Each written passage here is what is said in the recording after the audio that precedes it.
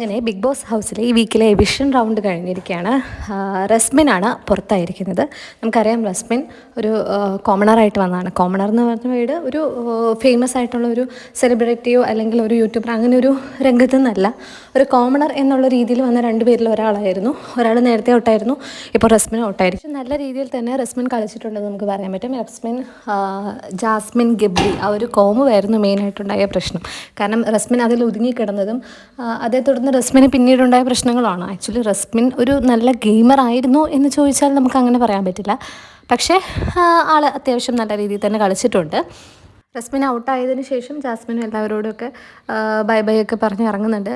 ലാലേട്ടൻ്റെ അടുത്ത് എത്തുമ്പോൾ റസ്മിൻ്റെ ഒരു ഷോർട്ട് വീഡിയോ കാണിക്കുന്നുണ്ട്. അതായത് ബിഗ് ബോസ് ഹൗസിൻ്റെ ഉള്ളിൽ നടന്ന കുറേ സിറ്റുവേഷൻസ്, കുറേ സംഭവങ്ങളെല്ലാം ചേർത്ത് നിർത്തിക്കൊണ്ട് ഒരു വീഡിയോ ഉണ്ടാക്കി കാണിക്കുന്നുണ്ട്. റസ്മിൻ അത്ര ഇമോഷണലി ഡൗൺ ആയിട്ട് അങ്ങനെയൊന്നും അല്ല പുറത്ത് പോയിരിക്കുന്നത്.